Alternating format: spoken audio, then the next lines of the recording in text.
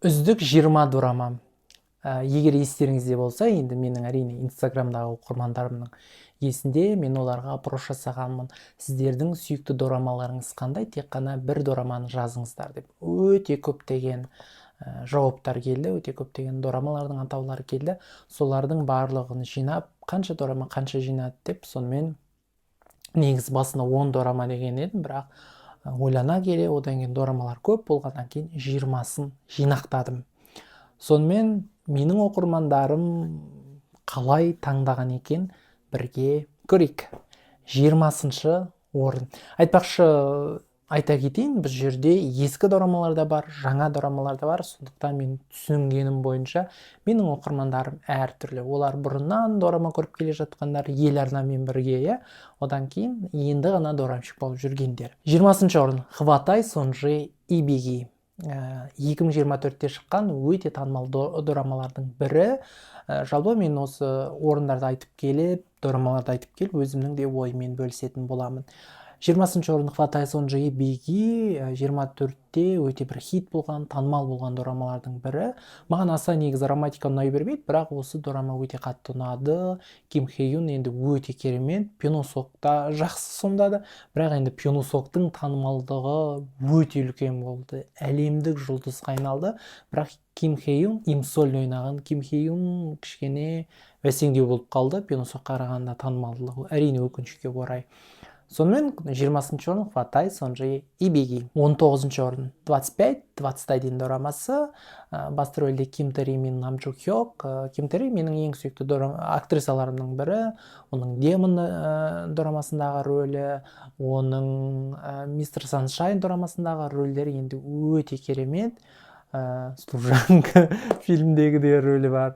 Ал Нам Джу Хёк енді бұрын маған аса ұнай бермейтін, бірақ осы 25-21 дорамасында өте жақсы сомдап шықты өзінің рөлін. Одан кейін Линчеватель де жақсы сомдады. 25-21-де бұл да романтика туралы, махаббат туралы, бұл жерде де студенттік шақтар, спорттық кез, мотивация береді. Сондай өте керемет дорамалардың бірі, маған өте қатты ұнайды. Бұл жерде қос ғашық соңында қосылмайды. Ким Тэридің кейіпкері басқа біреуге тұрмысқа шығып кетеді, тіпті жаңалықтардан жаңа Нам Джу Хёктың кейіпкері тұрмысқа шығумен құттықтайды ғой. Сондықтан да көбісіне сол жағы ұнамай жатты, бірақ өмірде де дәл солай ғой, алғашқы махаббатыңмен қосылмай жатасың, алғашқы махаббатыңмен қосылатын жағдайлар өте сирек кездеседі, бірақ дорамалардың көбінде ғашықтарына қосылып жатады, ал бұл жерде қосылмайды. Сонысымен ерекше менің ойымша. Сондықтан да көрмегендер болса көріңіздер.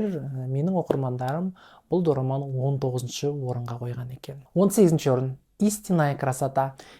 Бұл дораманы жақсы көргендер өте көп, жақсы көретіндер менің оқырмандарым онда көп емес сияқты. Дорама әлеміне осы дорама арқылы келген жандар көп, өз басы білемін сондайларды. Білмеймін, маған аса қатты ұнай бермейді. Егер дораманың көрермендері болса, кешірім сұраймын. 17-ші орын Олды дауыс берген сияқты бұл дорамаға, өйткені бұл өте ескі дорама, өте өз басым кішкентай кезімде деп айтсам да болатын шығар. Ел арнадан бекен, хабардан бекен, ұмытып қалып тұрмын. Соның екеуінің біреуінен көрген едім. Енді кезінде жалпы дорама деген сөзді осы дорамадан басталған шығар.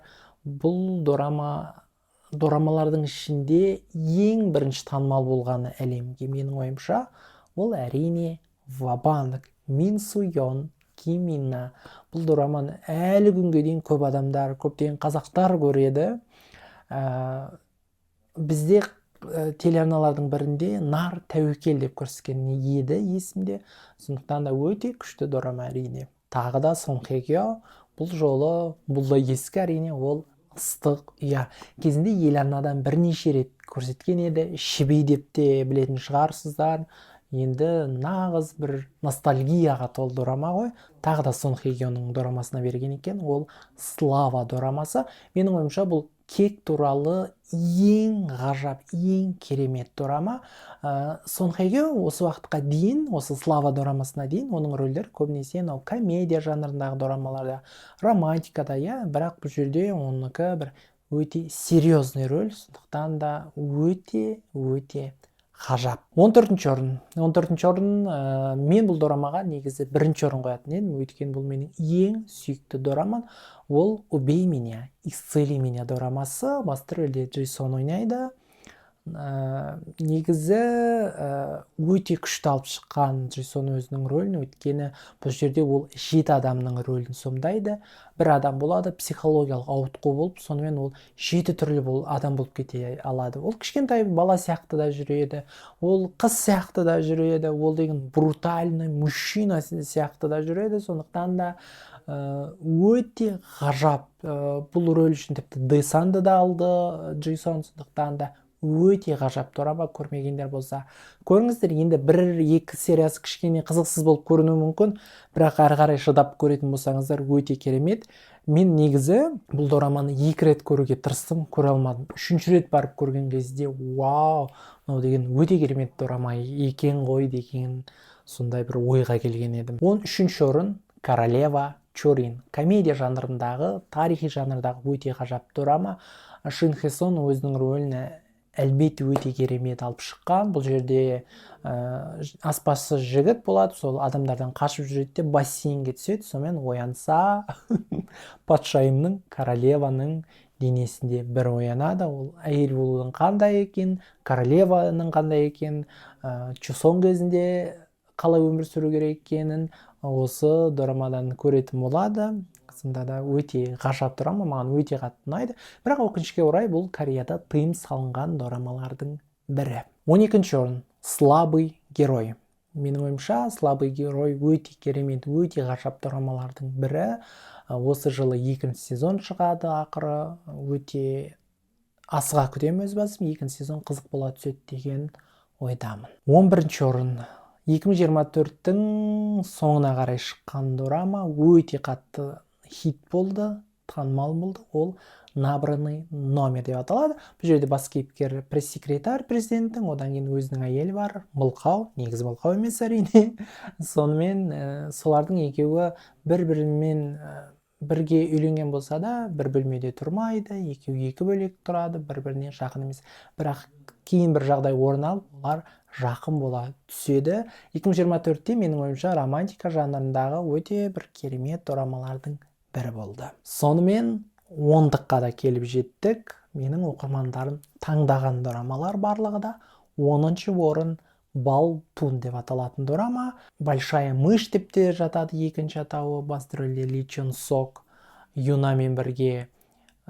Детектив жанрындағы өте қызық болған дорама. Әрине соңы кішкене трагедияға толы болды. Дегенмен де бұл да өте бір көпшіліктің көңілінен шыққан дорама болды. Сондықтан да оқырмандарым оны 10-ші орынға қойған екен. 9-ші орын. Менің ойымша бұл романтика жанрындағы ең танымал, ең ғажап және ең қызық дорама. Ол әрине «Деловое предложение». Басты рөлдегі актер мен актриса өздеріне өте күшті келеді. Одан кейін тағы бір жұп бар. Ол екеуі де бір-біріне өте жақсы келеді. Комедияға толы, қызыққа толы, романтикасы да бар. Сондықтан да вдруг көрмей қалған жандар болса, көріңіздер. 8-ші орын. Бұл да бір ескі дорамалардың бірі «Наследники». Басты рөлде Пак Шин Хе мен Ли Мин Хо. Пак Шин Хені жұлдыз еткен, танымал еткен дорама ғой. Кезінде көргенмін. Жалпы бұл дораманы Грин Тидің озвучкасымен көрген, өте күшті. Енді Грин Ти мен жалпы дорамаға қызық бастаған кезде осы Грин Тидің озвучкасымен көрген едім. Сондықтан да Грин Ти бәрібір де маған бөлек. Солай «Наследникиді» осы орынға қойған екен. 7-ші орын. 7-ші орын «Алхимия душ» дорамасы. Тарихи жанрындағы кішкене фэнтези жанры да бар бұл жерде. Сондай бір қызыққа толы дорама болды. Негізі басында анау Наксуды көрсетеді ғой, атта отырған. Сол бір кейіпін мен қатты күттім. Сонымен 2-ші сезонның басында көрсетеді ғой.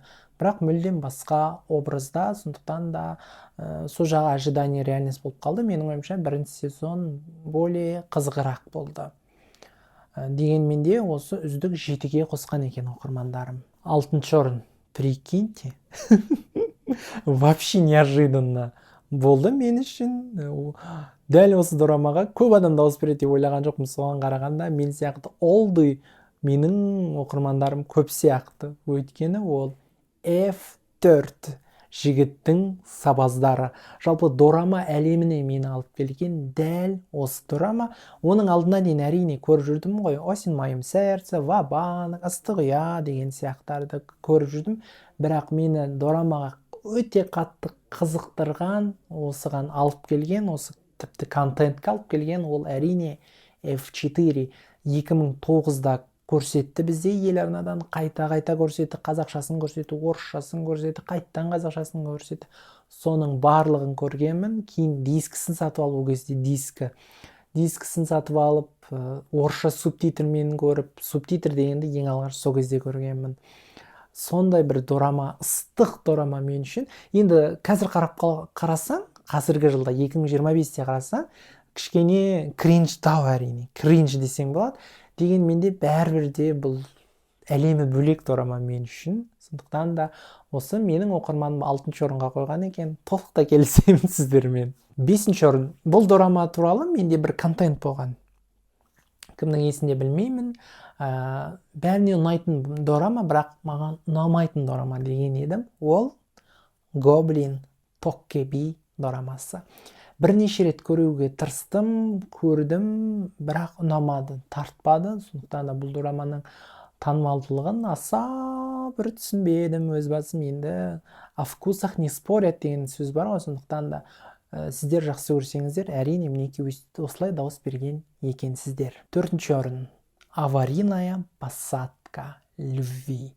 Хёнбин мен Со Еджинді осы дорама қосты десек те болады. Өйткені осы дорамадан кейін екеуі үйленді, балалы болды. Солтүстік кореялық әскери азамат пен оңтүстік кореялық қыз екеуінің арасындағы әдемі махаббатын өте күшті көрсеткен. Расында да өте қызық дорамалардың бірі. Сондықтан да оқырмандарыммен келісемін. Сонымен 3-тікке келдік. 3-ші орын Мышь. Детектив жанрындағы ең қызық, басты бір айналдырса шыр айналдырып жіберетін дорама. Өте күшті, өте жақсы көремін өзім. 2 сериясын көрулеріңіз керек, скучно болуы мүмкін. Осы 2 сериясынан өтсеңіздер, 3-ші сериясынан бастап уже қызық бола бастайды. 2-ші орын. Тағы да Сон Хе Кё.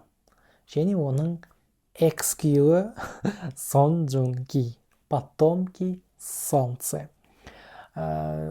Көпшілік дауыс берді. Сіздердің таңдауларыңыз ол. Дегенмен де енді мен үшін бұл дорама не вау емес, не жаман емес. Вот, сондықтан да сіздердің пікірлеріңізді құптаймын, қабылдаймын. Сіздер осыны 2-ші орынға қойған екенсіздер. Сонымен пара-пара кім екен 1-ші орын. 1-ші орын Алые сердца Корё. Тарихи жанрдағы дорама. Бұл да менің енді бір қатты бір сүйікті дорамам деп те айта алмаймын, не маған ұнамайды деп те айта алмаймын. Нейтрально қараймын бұл дорамаға. Аю әрине өзінің рөлін өте күшті алып шыққан. Бұл жерлерде өте көптеген актерлер бар. Басты рөлдегі актердің атын ұмытып қалып тұрмын. Мен есімдегі Кан Ханыл, егер қателеспесем, ол 8-ші қансадан сомдады. Оны әрине жаман атты қылып көрсетті ғой, енді кейіпкер сондай қылып. Бірақ білмеймін, бәрібірде мен осы кейіпкерді аяп отырдым. Мүмкін Кан Ханыл өзінің рөлін керемет сомдағасын шығар. Бұл жерде Нам Джо Хёк та бар, Джису да бар, және өзге де көптеген актерлер бар. Неге сіздер осы дорамаға көбірек дауыс бердіңіздер, 1-ші орын осы болсын дейдіңіздер, яғни сүйікті дорамаларыңыз көпшілігіңіздікі осы екен. Сонымен осы аталған дорамалардың ішінде қайсысы сіздің сүйікті дорамаңыз, оны төменге пікірге жазып кетіңіздер. Инстаграмда жоқ жандар, Инстаграмма, ТикТокыма тіркеле кетіңіздер. Әрине YouTube арнамада тіркеле кетіңіздер. Өйткені ютубымда да өте қызықты контенттер бұйыртса көбірек болады. Сіздермен бірге болған мен Дорамшик ағай.